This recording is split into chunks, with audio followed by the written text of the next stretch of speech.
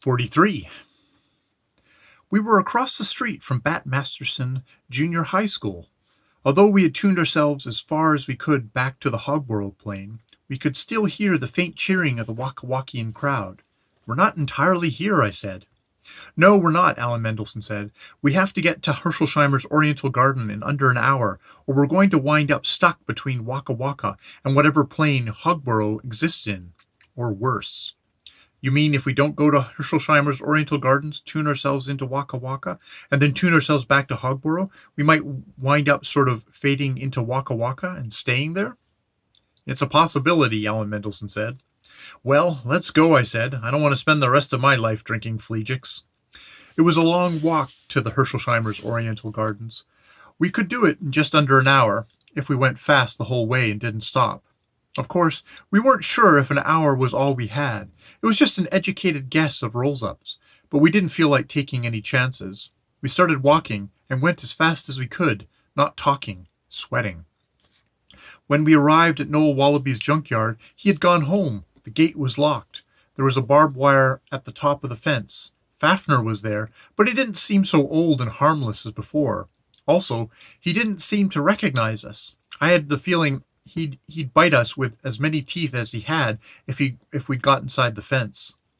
"Without getting inside the junkyard, there's no way to get inside Herschelsheimer's Oriental Gardens," I said. "I know," Aln Mndlshn said. "I'm trying to think." He was sort of out of breath from the fast walk. "We're wasting valuable time," I said. "I know," Aln Mndlshn said. "There's a way to get in there, but I just can't think of it." "Wait a minute," I shouted. "I've got it. We tune ourselves into Waka Waka here and walk right into the gardens and then tune ourselves back into Hogborough." "That's it," Aln Mndlshn said. "I don't know why I couldn't think of it. I'm tired, I guess." We went into State 26, tuned out of Hogborough and into Waka Waka, and walked into the gardens. We had to pick our way along the paths. It was pretty nearly dark, but we found our way to the little lake where we had first made contact with the Wakawakian plane of existence. We sat down in the same spot and went into the State 26. Something was wrong. "This isn't working," I said. "I know. Try again," Aln Mndlshn said. We weren't quite making contact. We'd get almost all the way into the Hogborough plane, but not quite. There could still be a little contact with Waka Waka left. "It's too late," I said. I was starting to get really scared. "We have to keep trying," Aln Mndlshn said. We tried again and again. Each time we nearly made it, but not quite. "We're stuck," I said. "We can't be," Aln Mndlshn said. "We must be doing something wrong. Look, let's do it once more, but this time don't try. Just do it. Just like the time we made the Omega meter play Jingle Bells." It worked. We got through. We both knew we were in Hogborough 100%. We collapsed on the ground. "Now we face the problem of getting out of Noel Wallaby's junkyard," Aln Mndlshn said. "That's right," I said. "I hadn't thought of that. We might wind up locked in here for the whole weekend." Somehow that didn't worry me so much now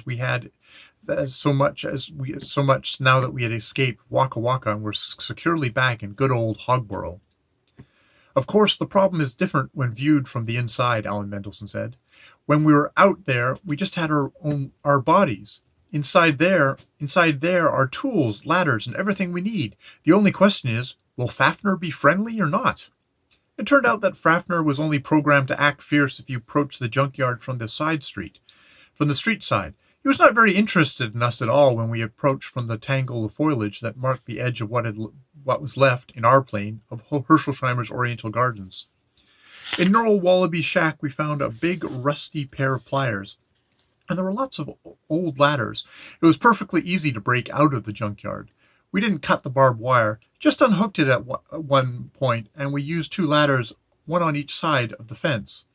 When we were over, Aln Mndlshn repaired the barbed wire, and we sort of slid the second ladder back into the junkyard, so nobody else would be able to break in.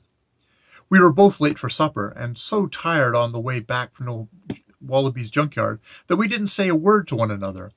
"Aln, tomorrow I want to ask you a whole bunch of questions," I said.